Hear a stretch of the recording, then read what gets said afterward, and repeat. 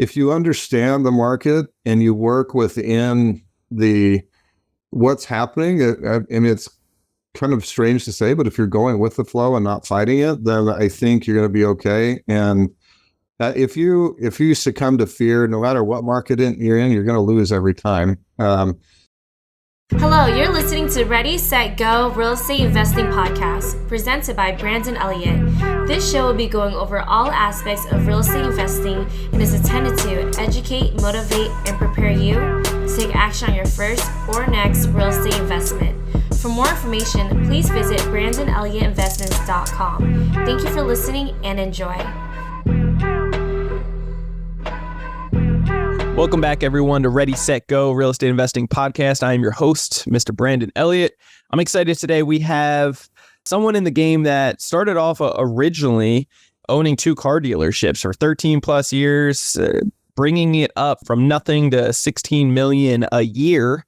Recently jumping into real estate, several years ago, doing it on his own, and now has partnered up with a few gentlemen to really focus on what I love in my backyard of San Diego.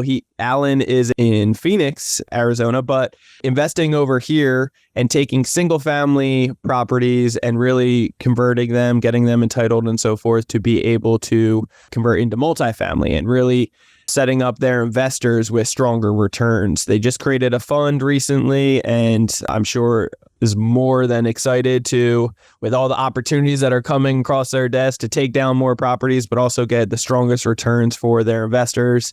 And so it's just a really awesome, exciting time, I'm sure, right now for you, Alan. But for anybody out there that doesn't know exactly who you are, where you're from, what you're up to, do you mind just giving that 30,000 foot view? And how are you today, brother? Yeah, I'm great. Yeah, you've done a great job giving some of the background. So I got to lead with, I'm a pilot, I'm an entrepreneur, previous car dealership owner, I own some commercial property, and now really I think I've hit my stride with these developments in San Diego. I've always loved San Diego, and it's amazing the opportunity to say I got to go to work, which means I got to go. I'll be in an hour from now, Brandon, I'll be firing up the plane and heading towards San Diego. I'll be on the ground at 2:00 or something and meeting with investors and walking properties. So it's a great life. You got to hang out by the beach, man. It's a tough world we live in 70 degrees weather, sunshine all day. So talk to me, man. Obviously, coming from the dealership background to where you are today, how did real estate even, start? How did it come up for you? Did you have any friends, family members that were doing it? Like, what was the inspiration? The inspiration was desperation, really. Yeah. That's a good motivator. Yeah. Yeah, it was a terrible process to go through when you do it in real life. But yeah, we had a ton of success in the car dealership world. We had grown the business to $16 million a year, had 30,000 followers on Facebook. Repeat customers. We had a shop, actually 2 shops with 7 or 8 mechanics, and the whole thing. And my whole life, I had been taught that you show up early, stay late, you outwork everybody else, and that's how success happens. Never learned anything about real estate. So we went that 13-year run, most of that without owning the ground that our business was operating on. We were leasing a spot. We did buy a place where we were going to build a new location and then actually purchase the ground for the second location. And then things kind of came undone. And this is something you and I haven't chatted about much, but in 2018, 2019, and 2020, so in a 2-year run, we lost 3 parents. I lost both of my in-laws to cancer and my dad to a massive stroke. And for lack of anything other than the truth, it wrecked me. Yeah. And I woke up at 43 years old, and my dad was 66 when he passed away from a stroke, and he hadn't developed any passive income. Thank goodness for the life insurance that was going to take care of my mom. But I realized that if I had 23 years left, the way that I wanted to do life wasn't show up early, stay late, and outwork everybody else. And that started a journey of discovery. The property that we bought to do a dealership, got some really great advice from an attorney to visit with the developer. He suggested multifamily. I had no idea what multifamily was, so I started going online and going to local real estate meetups, And working with the attorney and an architect, we had designed about a 100-unit apartment complex. And I didn't have any idea that that was a big deal. That was just what I had and what I was going to do. And so I'd go into these meetups and I'd say, yeah, we're developing this piece of ground. It's going to be a 100-unit apartment complex. And people's jaws would drop because everybody in the room was trying to buy their first rental property or looking for a duplex. And, that I learned a couple of things in that process. The first one was I needed to find a different room. And where people were doing what I was doing or things that were bigger than what I was doing. And the second thing is that I had no idea what cap rates were. I didn't know what rent rolls were. I mean, I knew nothing about development. And here I just stepped into a project that ultimately would have an exit of probably upwards of $50 or $60 million. And thankfully, I found networks and people that could provide some guidance, and we're getting close to entitlement on that property now, but it's been a wild educational journey for the last 3 years. Wow. Yeah. Alan, I appreciate you being vulnerable and sharing with us that those tough times. 3 family members, especially at young ages, it's heartbreaking, and it's just the unexpectedness and everything all at once. It's a lot, man. So I appreciate you sharing that with our audience. It's the tough times that we go through that I feel like our character is built, and it either makes or breaks you. And I'm glad that it didn't break you, and it was able to, push you forward during those tough times to be able to take it to the next level. So that first property, how did you actually find that? How did you lock that in contract? What did that look like? Yeah, so the first property was 5 acres. And actually, my partner and I decided it was time to look for another location for the dealership. And I walked outside, looked across the street, and for the first time saw this for sale sign on this lot that was across the street. I don't know how long it had been for sale. I don't know if it was probably there for about 7 years. And, it's the first time that it's like the placebo effect of once you get the car, then you see the car everywhere. Well, that may be true. The people that were there had been there for like 40 years and they were just ready to do something different. It was like a rundown art studio. It was this really cool building that had been built like in the 20s or 30s.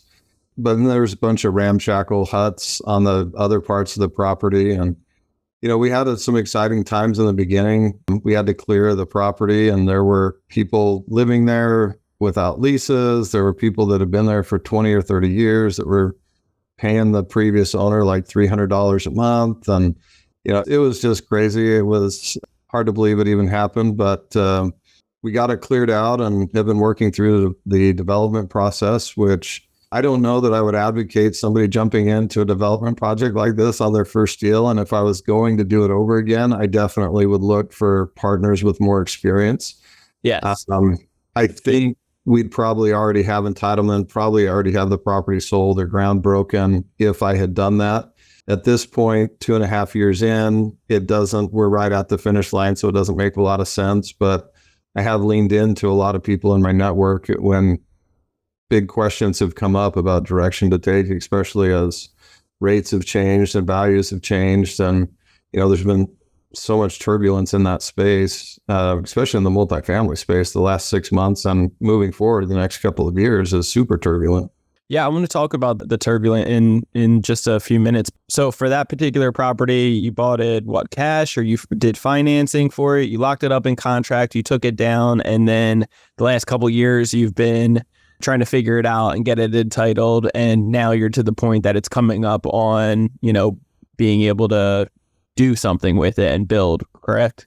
Yeah. So, again, just total lack of knowledge. I didn't know it was supposed to be done any different, but I'd had an uncle who a year or so before had seen what I was doing with the dealership. And he said, hey, I've got some money and would love to invest in something that you're doing at some point. And so when we saw this property, I called him, and so we bought it with zero down. He financed the entire purchase price of the property. So I put zero cash into it. So the cash that I do have in right now is just what I've been paying architects and attorneys to do the development. We ended up buying 3 additional parcels adjacent to that property. Those were also going out and from family members.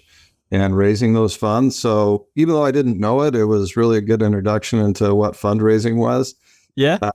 Although now having gone through the process of working with SEC attorneys and all the legalities behind that, I recognize there were probably a lot of things that I could have done at a higher level at that time. But luckily it's family and friends for right now. That's good.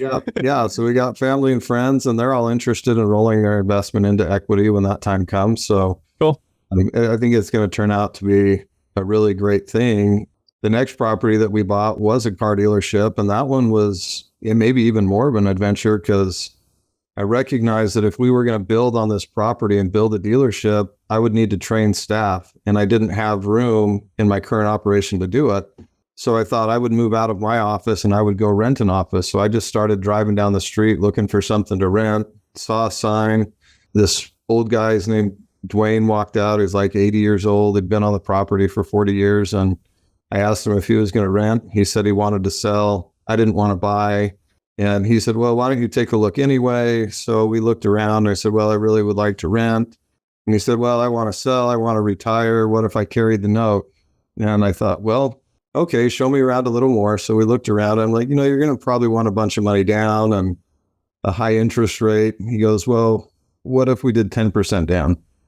I thought, okay, well, show me a little bit more of the property. So we looked around. I said, well, you're probably going to want a high rate. And I just don't want to go through that. He's like, what if we did 3%? So I bought that next property on a seller carry 5 years ago at 3% interest. Wow. And what a bargain that's turned out to be.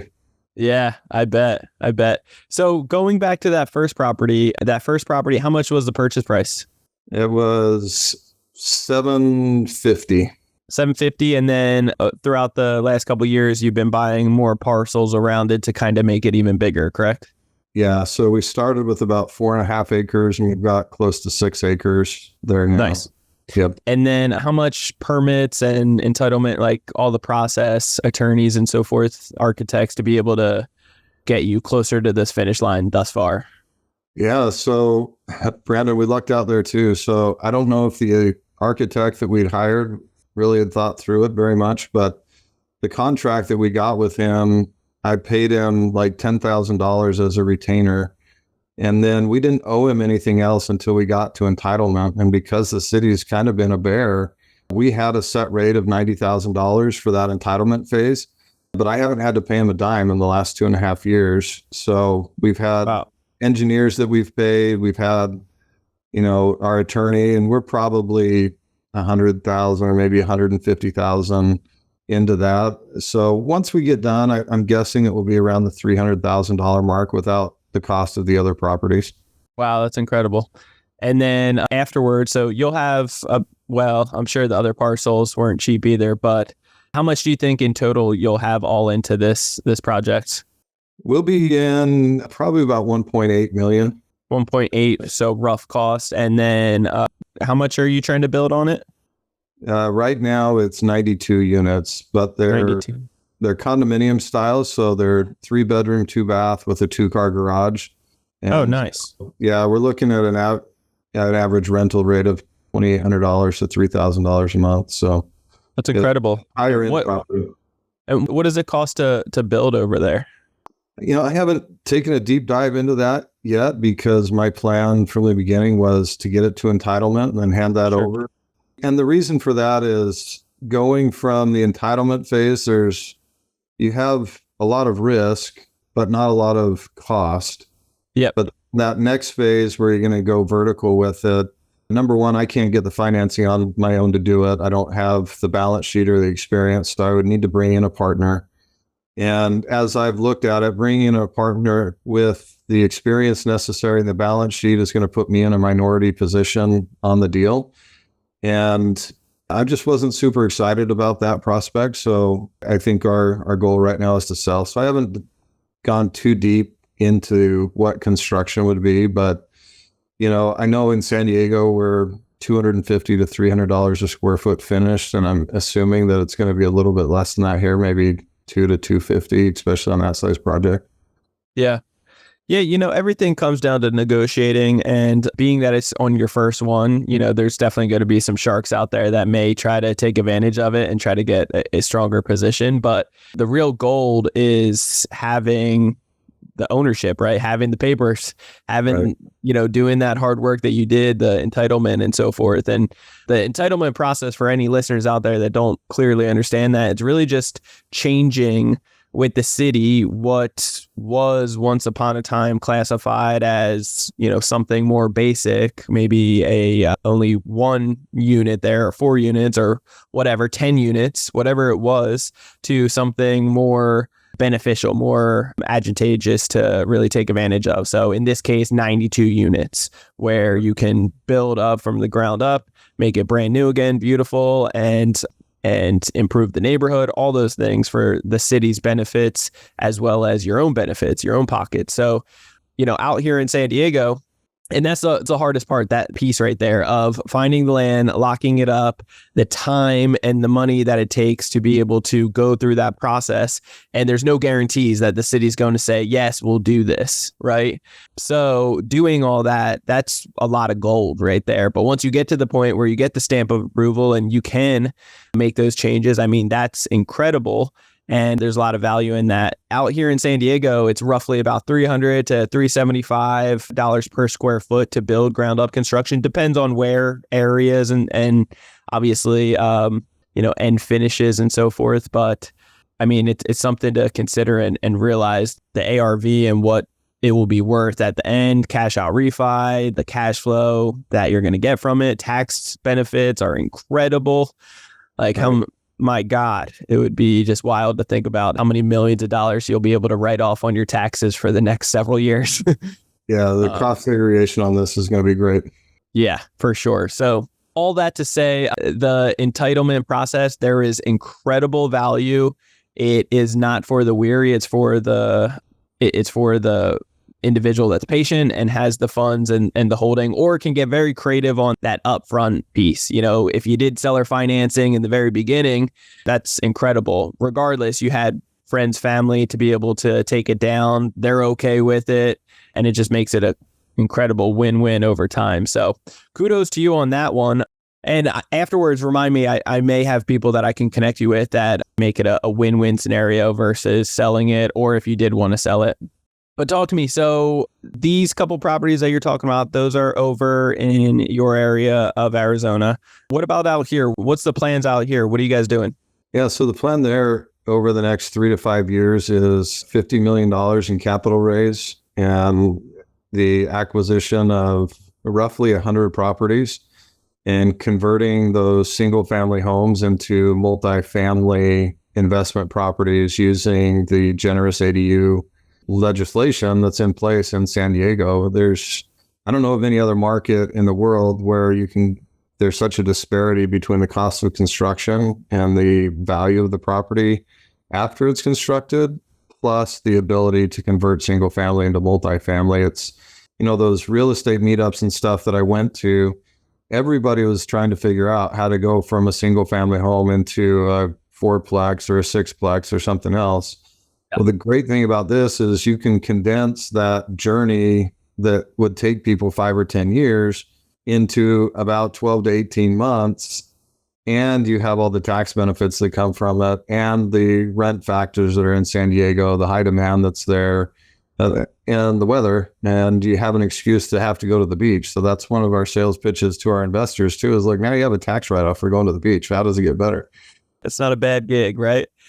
Out here, it is amazing where, they set up ADUs, so accessory dwelling units, for anybody that doesn't understand that. It's basically, if you have the land and you have the availability on your property, your parcel, you're able to potentially, get it permitted to build another unit or several units. There's a 5-unit building that I'm looking at right now that we can actually build 11 ADUs on the property to make it 16. I mean, that's incredible, right? And I'm physically living in a duplex, and we're going to build 2 units in the back. There's another single family property that I have down the street that in Bay Park area, and that one, it's beautiful, but we're actually going to build 3 units there to make it a fourplex. And what Alan, what you're talking about here is that difference of how much it costs you to build 300, 350, 375, whatever, versus what it's the ARV afterwards per square foot is about 1,000 or so. I mean, it's incredible what that looks like. And just being able to do the burst strategy, cash out, refinance, and get all that, tax-free money, cost segregation, everything else. I mean, there's really not too many other places that you can do something like that. The only downside, I would say, is the city and the time it takes and the process, the permits. In blue states, it can be really a pain in the ass. There's a lot of pushback.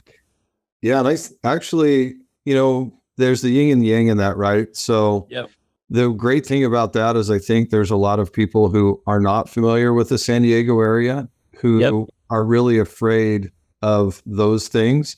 Once you're there and you know how to do it, and my partner's completed 13 projects, so we have plans that have been approved for both 2 units and 4 units additions. So we just take that same plan that the city's already approved, drop it down on the new lot. We have a very tight buy box of what we're looking at, and it's either a property that's going to turn into a 5-plex or a property that's going to turn into a triplex.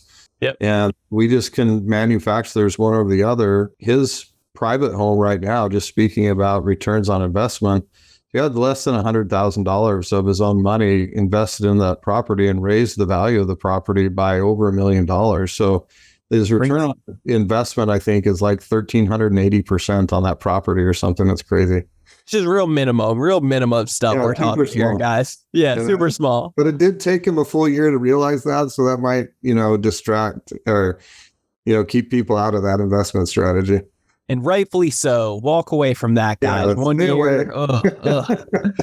I mean, it's incredible, though, once you realize making money is great, too, right? And that's what we want to do. We want to generate money. And when you can build it from ground up and have that huge spread right there and, be able to take advantage of that, that's creating money out of thin air, right? And having a beautiful product to have afterwards that people are like very excited to live in. But not just that, once you start making so much money, the second key component to it here is saving money and not having Uncle Sam take all of it.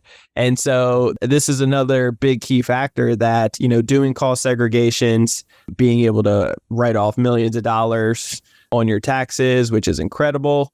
And just that cash-free money from refinancing, still cash flowing and everything else. It's incredible at the end of the day. So these are some of the things that make it very, very beneficial for anybody getting started to consider for sure. Absolutely. And that's one of the great things that I love there too is, no matter what, you're buying a house not in good condition for around $1 million, and you can cost seg that. You've got $600,000 or $700,000 of write-offs that are going to come to you. And then when you build the ADU, you can cost seg the cost of that construction. So you multiply that again. But something where I thought you were going with your previous comment actually is something that just hit me. We did a meetup in San Diego a couple of weeks ago, and we were marketing to investors and other people interested in building ADUs, but we had a lady show up that really touched my heart, Brandon. She was in her 70s, and she had these like note card size pieces of paper where she had printed her contact information, given her a little bio, and she was going to real estate meetups trying to find an ADU to live in. She doesn't want to take care of the whole property for herself, and she can't afford to rent, 1,000 square foot home in San Diego. And right, I just read an article where I think there's like 17 potential renters for every one available property in San Diego right now. And she was so desperate to find a place so that she could stay in San Diego that she was going out to these real estate meetups looking for a landlord.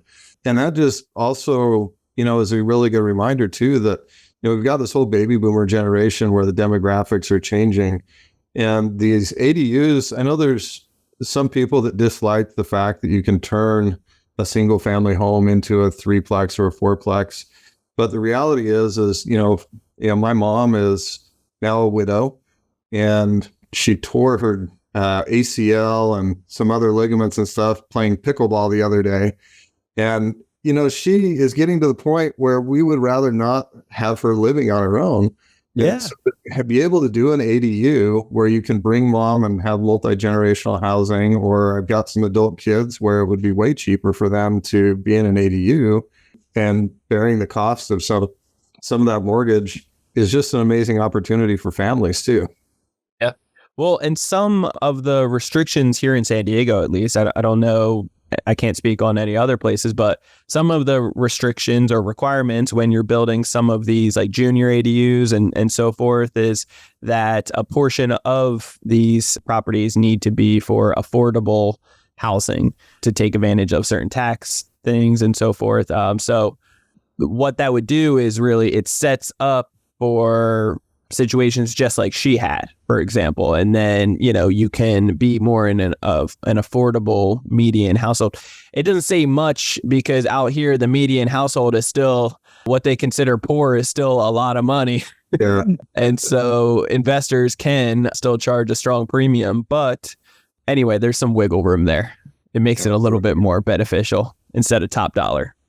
Well, and then for investors though, on the properties that don't need to be affordable living, you're not subject to rent control for 15 years. So you're going to be able to raise rents at market rates for 15 years and get a tremendous return on that investment that's going to outpace as if you were going to buy an existing duplex or fourplex or something like that. Yeah, that's good. I love it. Well, this is exciting, man. I love everything that you got going on and everything, that's in the mix right now. The market's kind of wild. So what is your thoughts on the market? Like nobody's got that crystal ball, but there's a lot of fear still in the market. We're coming up on an election year, which historically shows better signs for real estate and usually everything economy related. But God knows with everything that's going on in our world with presidency and so forth. So give me your thoughts. I know you guys just started the fund. I'm sure you guys are very bullish and realize that there's opportunities everywhere in every market. But what are your thinking the outcome's going to be in the next 12 to 18 months? Well, I'm sure to make a prediction that's wrong, no matter what direction you go. I think what's interesting with this market that's really different from anything I've seen, and I lost 2 houses in 2007. Okay. I didn't know what I was doing, and I had invested at the worst time. Yeah. So everyone. Yeah. Right. But that isn't true, because if I just held onto those houses, they would have doubled or tripled in value now. So there isn't really a bad time, I think, to invest. What I think is if you don't understand or know what you're doing, looking for an experienced partner would be the first recommendation that I have. And that's where I have a lot of confidence in San Diego area, is my partner's knowledge and experience there is as deep or deeper than anybody else I know. And so that gives me a lot of stability in that market. I also think what your strategy is, where we know that we're going to add exponential value to the property in a very short amount of time. I've stress tested our financial model to withstand a market decline of up to 27%. I don't think we're going to see that. I think it might be stagnant. But the numbers that you're seeing in San Diego, where there's 17 people that for every one house available, is the same thing that we see in Phoenix. Anything listed under $450,000 or $500,000 here is still going under contract within a day or two, and oftentimes at a higher price than what ask is. I've got 7 houses here under contract. All of them were over above asking price, and all of them went under contract in less than a week. Yeah. So, if you understand the market and you work within what's happening, it's kind of strange to say, but if you're going with the flow and not fighting it, then I think you're going to be okay. And if you succumb to fear, no matter what market you're in, you're going to lose every time. There's a big difference between fear and caution. I would say that we're cautiously optimistic and bullish, but we're not stupidly optimistic and bullish. I'm not going to go pay, over market value for a home and then not do anything to improve it and just hope that works out okay. I'll buy a house on market and then build 4 more units because I know what the result is going to be. But that same play wouldn't be true if I just thought, hey, I'll just go buy one, I'll turn it into a short-term rental and it'll work out okay. I don't know if that's going to be true or not. So you need to find something that you understand, that you can execute efficiently, and work with an experienced partner if you're not the guy with the experience. What are your thoughts about the interest rates? You think they're going to go up, stay the same, go lower? Well, I'd like to hope that they go a little bit lower. I don't think that we're going to see a dramatic drop anytime soon within the next, year to 18 months.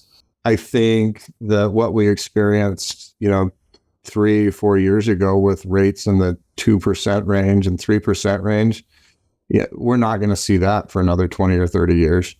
But I think we could see normal rates in the next 2 to 3 years. And by normal, I mean in the, 4.5% to 6.5% range. But again, you just have to underwrite for what the conditions are. I can't change what the rates are.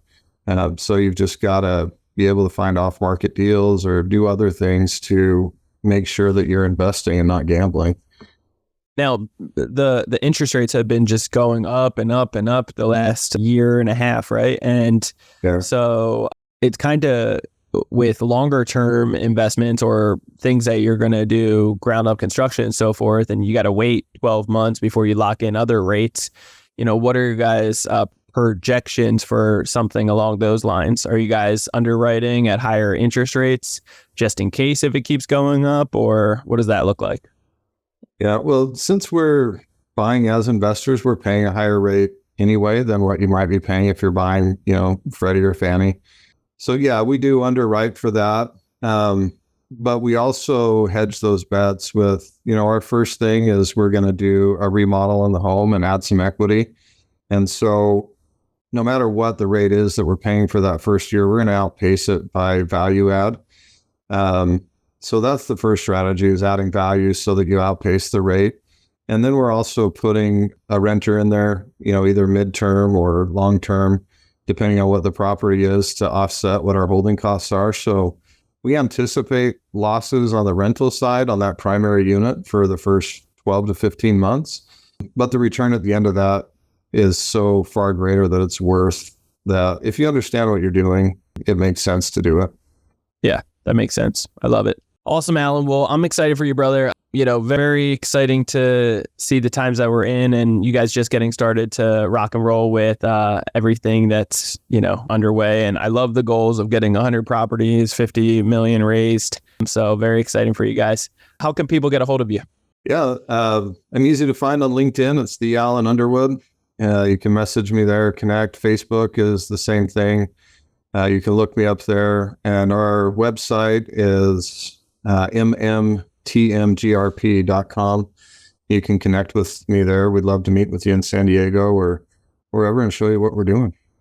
Awesome. Love it. Well, everyone, you got to reach out to Alan, wealth of knowledge, and very exciting to see what he is in the middle of and about to accomplish in the next few years with the rest of the team. So with that being said, reach out to Alan, wealth of knowledge. If you guys want to get a hold of me, you can always do so on Instagram. It is Brandon Elliott Investments. Check out on Instagram as well, Credit Counsel Elite. If you want to get a hold of me on Facebook.com/Brandon Elliott Investor. Otherwise, if you're really looking to get a better understanding of credit, I'm talking about get to the 800 club in less than 30 days guaranteed, 800 FICO score that is, and be able to get up to $500,000 every 6 months, repeating this every 6 months at 0% interest. The 0% interest ranges from 6 months to 24 months, on average about 18 months. Gives more than enough time for you to buy properties all cash with the credit and then be able to save yourself with an insurance policy basically against your contractor so you don't get screwed over, and so much more. Diversify, grow, and scale your business. Then check out creditcounselelite.com. That's www.creditcounselelite.com. We're teaching you how to get the banks to say yes a hell of a lot more. So if you're looking to get up to $500K every 6 months at 0% interest, check out creditcounselelite.com. Just get a second opinion from us. We would love to sit down with you, see where you're at, where you're looking to go. And if it's a right fit, we'd be honored to help you. With that being said, if you have not already hit that subscribe button to the podcast, Ready, Set, Go, Real Estate Investing, what are you waiting for? Do that right here, right now, and leave that 5-star review. We will see you next time. God bless. See you guys. This has been another episode of Ready, Set, Go, Real Estate Investing Podcast, brought to you by Brandon Elliott. For more information, please visit BrandonElliottInvestments.com. Also, please don't forget to like, share, and leave a comment below. Thanks again for joining. Until next time, God bless.